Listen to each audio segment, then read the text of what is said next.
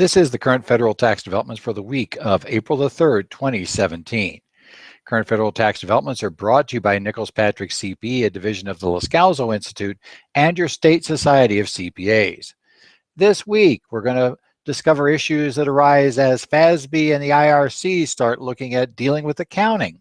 We'll talk about how we're going to interact, how we're going to make those things all work together, crossing over into the A&A just a little bit. We're going to talk about also this week, we're going to take a look at some guidance that's issued on payroll tax version of the research credit. Time's coming up to file 941, so IRS had to get this out. The tax court denied a deduction for a management fee paid to a related party. We'll talk about how that worked.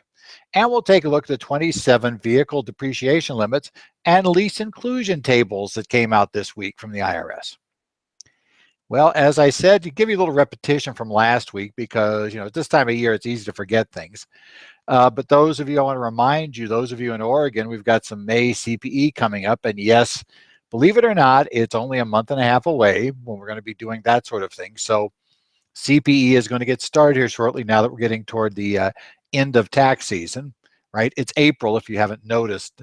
If that didn't trip on you that we're into April now, and we are now sitting shortly, we are just over 2 weeks away from the filing deadline this year of the 18th. But I'll be 2 days up in Oregon in May. On May 17th, I'll be doing an estate course. It'll talk about assisting the survivors of a decedent's estate, and we'll specifically deal with the Oregon estate tax as part of that, as well as the Oregon Principal and Income Act. And we'll take a look on May 18th for real estate partnerships, getting in, getting out, and getting taxed. We'll talk about the interaction of partnership rules, which, by the way, as we all know, are subject to change on the exam front in the next year. And we'll take a look at that combined with real estate. And as we all were aware, under the capitalization rules, there were a lot of significant issues that have impacted us in the area of real estate. So we're going to take a look at those two combined areas. You can sign up for these courses, which will be given in the Portland, Oregon area. If you go to the Oregon Society's website, that's at www.orcpa.org. You can sign up for those courses, again, coming up in the middle of May.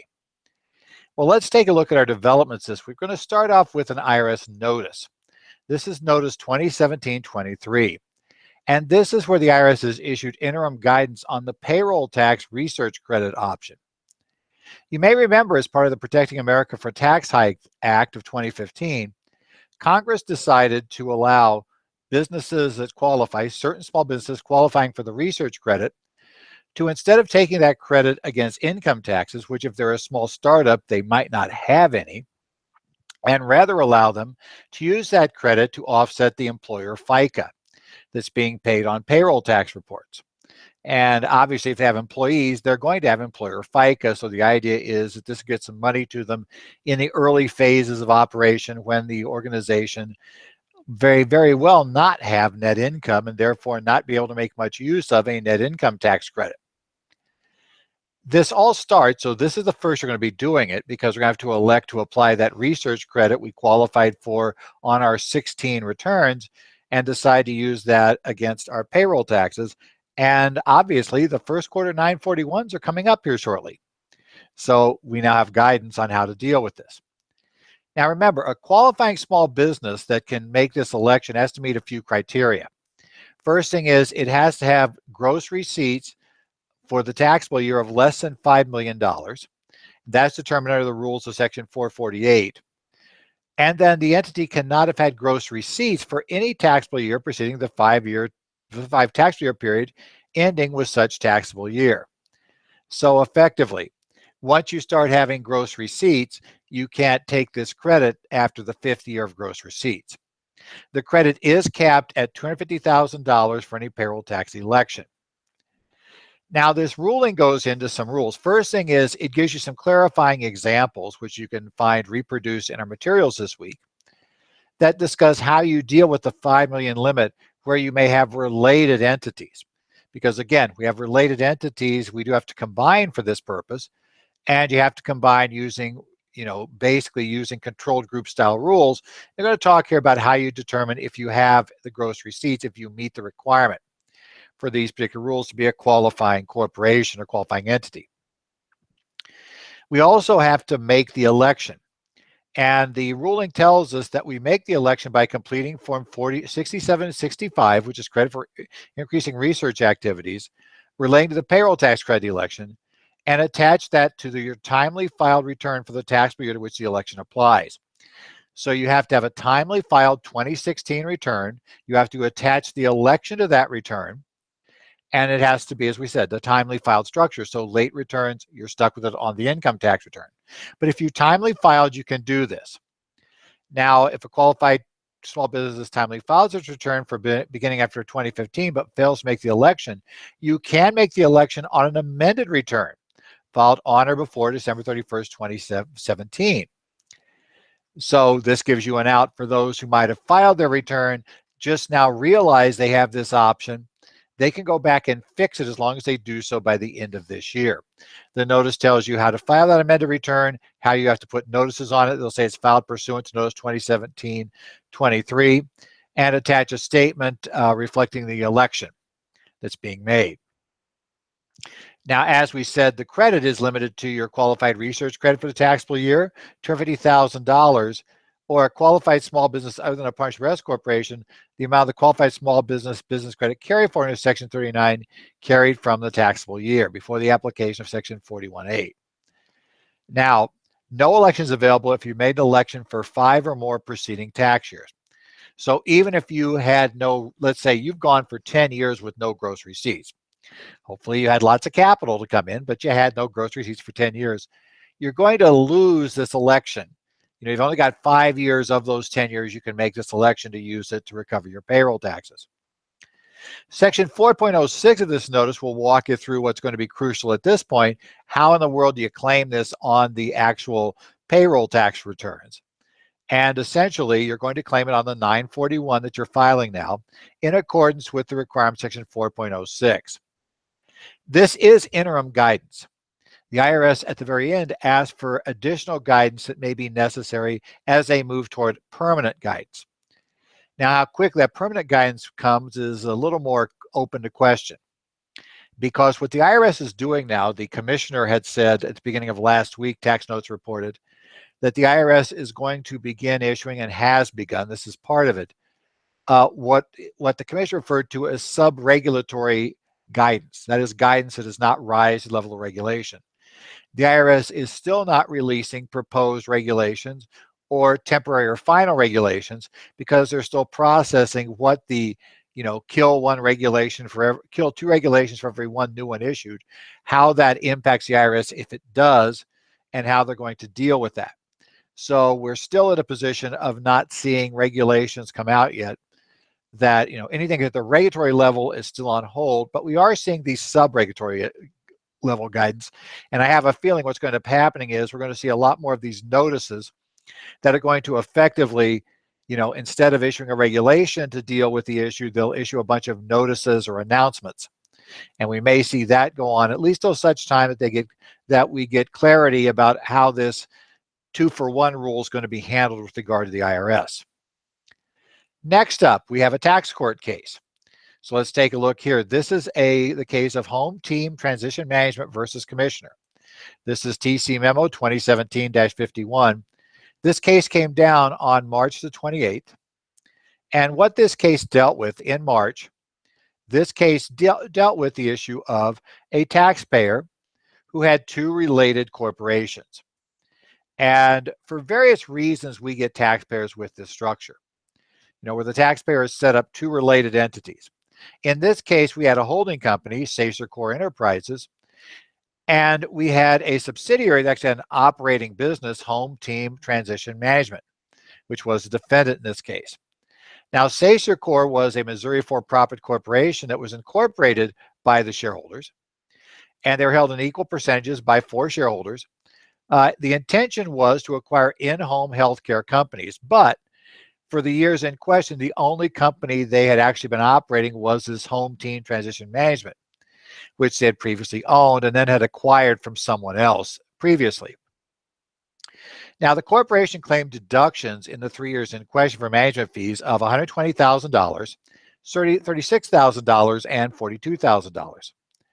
In each year, what happened was Home Team had transferred funds during the year to SacerCorp as it had cash available to transfers. And on the books, those transfers were initially recorded as loans to SacerCorp. At the end of the year, some or all of the loans were reclassified as management fees. The IRS was saying, we don't buy the idea that there's any management fees here, that there was any service provided by SacerCorp to Home Team Transition Management, the subsidiary. One of the problems we had was that the fees were based solely on Home Team's ability to pay, rather than being payments for things that were invoiced to SacerCorp or under the terms of a contract, a payment per month for these things. The parent also had no employees. So that raises the obvious question of how could it be providing management services if it had no resources with which to provide the services? Okay. Now, some of the SacerCorp shareholders were employees. 2 of the 4 were employees of Home Team, and they were paid a salary by that organization. The court also noted that nowhere here did we ever get any evidence of what exactly SacerCorp did for the sub. To be able to claim a deduction for fees, there are a few things we have to meet. First thing is, under 162, you've got to show that the payments were for services actually performed. The services represented ordinary necessary expenses of the business that is claiming the deduction, and the payments were reasonable for the services involved. The court naturally is skeptical when the payment is going to a related party.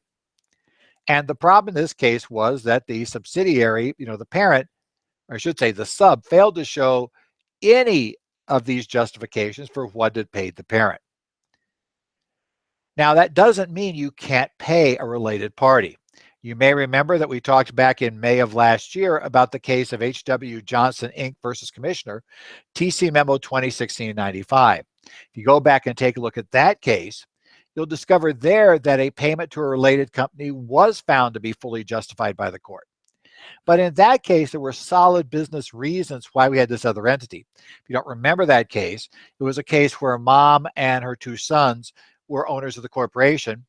The sons said, to survive, we really need to get a supplier. We need to get control of suppliers because we're having trouble getting supplies, getting materials for our business. Mom didn't want to take the risk. So the sons formed this partnership, which they went out and essentially got control of a related supplier. So they would have a supply of this. And then they were paid by the company fees for, related to management and issues related down that area. In that case, the tax court found that, in fact, there was a real business purpose. Mom did not want to be involved in this. The payments to that entity gave real value because it assured a ready supply of materials to the company that was paying the fee. And so the court found that was fine. The problem in Home Team is very simple. There's a few of them. Number 1, there was no obvious agreement as to what they were paying for. Number 2, no third party would reasonably have accepted an agreement where we just pay you whatever we have available to pay you.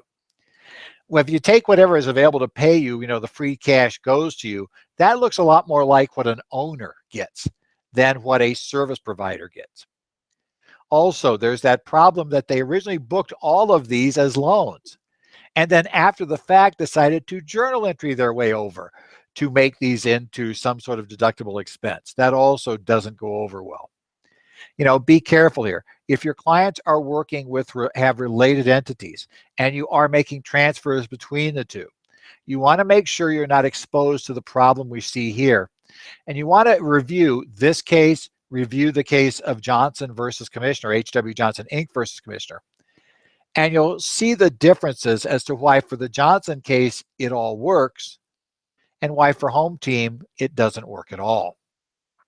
Next up, this is fairly simple. The IRS has released the depreciation numbers for 2017 for automobiles, or what most of us in the vernacular refer to as luxury auto limitations, though I realize it's not much for luxury. We have 4 tables that are issued like every year, and they really have not changed drastically. There are very, very, very minor changes based on inflation. Table 1 is the limits for passenger automobiles that are first placed in service in 17 and which you claim bonus depreciation on. Table 2 is for trucks and vans for which bonus depreciation is claimed. Table 3 is for, again, back to automobiles with no bonus, and Table 4 is for trucks and vans with no bonus. Now, please remember, these are the, quote, luxury auto limitations.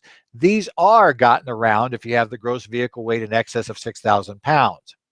So if you're looking for a large SUV, you can get around this limit. Also, remember, these limits apply to both depreciation and Section 179. So you can't get around these rules by taking a 179 deduction. This revenue procedure also has the updated tables to be used for the lease inclusion amount that you're going to add back this year if you are leasing automobiles that would be subject to these rules. Those lease inclusion numbers, the updated numbers, they're in the tables.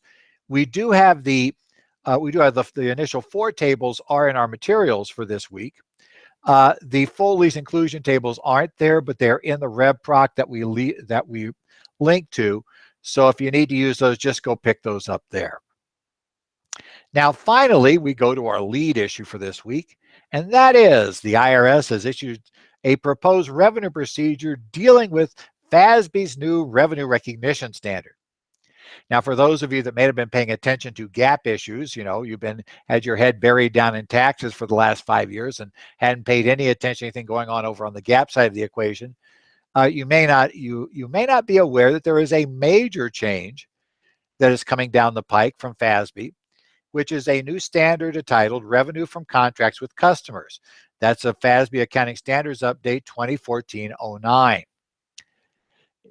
This is going to deal with changes in how companies recognize revenue under financial accounting purposes.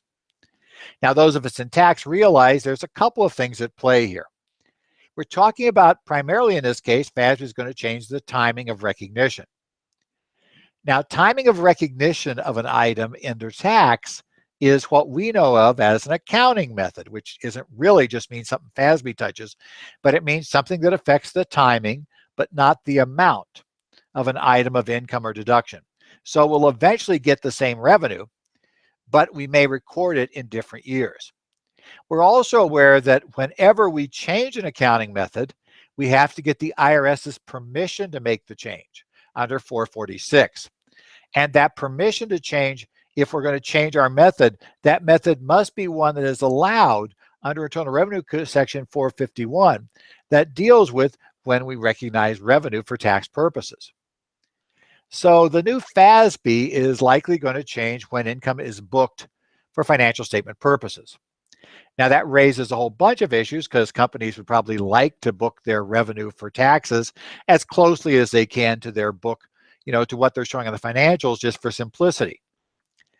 So this may lead to a bunch of problems where we may see changes. We also have things like when you get prepayments for services, we have special accounting methods for taxes that have previously said you can recognize, you can defer recognition, but you can only defer so much as you've not already recognized on your financial statement. Now, you might think, well, that's no big deal. We keep doing that. If we change our financial statement recognition, that would just be, we just, put the new number on the tax return. You can't do that. If you change your method of financial statement recognition, the IRS has ruled that's going to be a tax method change because you change the underlying way you're computing what's included. And so you're still going to need permission to make that change. So now we're going to deal with this problem that's coming up. The IRS had previously asked for guidance in Notice 2015-40, and it asked on the following issues: to what extent would using the new standard for income tax purposes result in acceleration deferral of income under 451 or other provisions of the code? What industry and or transaction-specific issues might arise as a result of the new standard that may need to be addressed in future guidance? To what extent do the new standards deviate from the requirements of 451? In what situations should the IRS allow taxpayers to adopt standards that follow their book method of accounting for tax purposes? For example, would it be okay if income is accelerated so it's recognized faster than 451 would require? And to what extent do the rules regarding allocation of standalone sales price and transaction price new standard affects the taxpayer's ability to satisfy their tax obligations? And in a very broad sense, we have this recognition rule that we have there. 451A provides that any item of gross income must be included gross income in the year in which it was received by the taxpayer, unless it is includable in a different year pursuant to the taxpayer's method of accounting. And the new revenue recognition standards, are going to potentially make some changes there. And they're coming up relatively quick for those of you who aren't aware. For publicly traded entities, certain not-for-profit entities, and certain employee benefit plans, and reporting periods beginning after December 15th, 2017. So that means next year's calendar year statements would be affected. For non-public companies, right, we get 2018 is the date, so 2019 will be able to come in. Early adoption is allowed for reporting periods that begin after the end of at the end of 16. So you could be using it this year. That was found in FASB Update 2015-14, which deferred the effective dates. Now, what the IRS comes with this rule, it says, okay, we're going to have to deal with this and really break it down to a couple of sections. First, they say, okay, we want to change. We're now reviewing our accounting method. And by the way, we may discover some problems with our accounting methods that I've been using for tax. We do this review. Remember, a lot of us discovered, there were a lot of people I talked to who discovered that they'd been using the wrong depreciation methods when they went back and did the review that was necessary for changing the reporting under the 263(a) regulations that we talked about for capitalization rules. Remember all that fun we had a couple of years ago? Well, you're probably going to have a few of those come up in this case. Now, if you're trying to make a change that already is covered by an automatic change method, then the IRS says just follow the automatic change method found in Revenue Procedure 2015-13, or I should say 2016-29 or its successor, and use all the rules found in 2015-13 about how to put it together. Section 5.02 deals with what happens if we're changing our recognition for FASB, and we discover that pursuant to that, we'd like to change how we're reporting things on the tax return, because we may have previously been reporting on the tax return the way we did for GAAP. And we'd like to go with GAAP, and the new way GAAP will record really does still comply with 451, but there is no automatic change to allow us to modify the way we're going to recognize, like what's a contract and how we recognize the income and when it's recognized. So there's no automatic change available. In this case, the IRS is going to allow temporarily an automatic change option for a qualified same year method change. That's a change that happens essentially in the year in which you are going to be converting. You're going to be changing over for FASB. That year is the one that will work. If you're doing that, you'll file a Form 3115. You're going to check the box for line 1B and write Revenue Procedure 2017- whatever this number ends up being, followed by the applicable income provision of the code or income regulations or the applicant relevant guidance that allow you to do it this way, and then have a brief description of the change. Now, one big advantage that we're going to have here is the IRS will allow us to make multiple changes on the same 3115 if it all relates to this FASB issue. That's going to be very helpful because we may have multiple things we need to change, and if we had to do 32 different 3115s, that get a little tedious. Now, normally when you make a change of accounting method, the taxpayer is required to account for the cumulative effective change under the rules of 41A. Normally under 41A, and by the way, the procedure is not totally clear that we're going to get the spread, but normally we get the entire change in the year of change if the cumulative effect is negative, or if it's positive and less than $50,000, we elect to recognize the adjustment in 1 year, or recognize evenly over 4 years, including the year of change otherwise. However, the procedures will, now they say the taxpayer may make the change on a cutoff basis for certain small trades or businesses. Now, to qualify for cutoff means we don't go back and restate as if we'd always been doing it this way, but we just start doing it on new things. You must have one or more distinct trades or businesses that have total assets of less than 10 million as the first day of the tax year for which a change is requested, or annual gross receipts of 10 million or less. This is very similar to the relief we got under the capitalization and repair regs, the cutoff test for small business, except we don't have an exemption here of not having to file 3115. We still have to file it. Now, the one problem, though, is while it starts out and says we may make the change on a cutoff basis, the ruling goes on to say a 41A adjustment is neither permitted nor required for such separate or distinct trade or business. Now that suggests that potentially there is no election that you would have to do it on a cutoff basis if you are a small business. Hopefully the IRS will clarify whether the may controls or whether the second clause that says it's not permitted controls for this purposes. From a practical standpoint, that's mainly going to affect you. This taxpayer has the same effect as 41A adjustment taking place entirely in the year of change for most taxpayers, unless you have items that would go beyond 1 year that would still be outstanding at the end of the following year. Most of these things would clear up. Now, one key takeaway for right now, please remember the mere fact that FASB is requiring you to change how you report an item of income, the IRS is not conceding at this point. Remember, they're still asking for guidance. They're not conceding they will allow you to use the FASB method. Rather, this proposed revenue procedure merely says if FASB's method complies with the requirements for 451, which means the standard tax rules we've all used for years, then you can make the change under this. But if it doesn't, merely the fact that FASB wants it reported this way does not mean you're going to be able to report it that way for tax purposes. So be aware of that. A lot of companies now are working up on what's going to happen with the revenue recognition change. I would suggest this proposed revenue procedure tells us to at least start thinking about, are we going to want to make tax changes? And specifically, at least for right now, will there be tax changes where we can justify the section 451 is not violated if we change from how we used to record it on the books for GAAP to how I record it now if we want to try to keep that in line for tax purposes. So be aware, watch for follow-up guidance, and specifically watch in the follow-up guidance whether the service does broaden it. Let's say, like that example says, if you accelerate, we're okay. Do they add provisions like that to the final note, to the final revenue procedure, or do they even issue that in other guidance like notices? Well, we've made it to April. You may remember that. And of course, we know that whole thing, the April showers, May flowers, whole routine. All of us kind of hope the rain, most of us probably are hoping the rain occurs the first 2 weeks because we're not going to see it. We won't be outside. Have a good time here as we close up with the tax season. Take care. Be sure to be watching here in the middle of the month. Most of the state society is going to get their catalogs out here in April.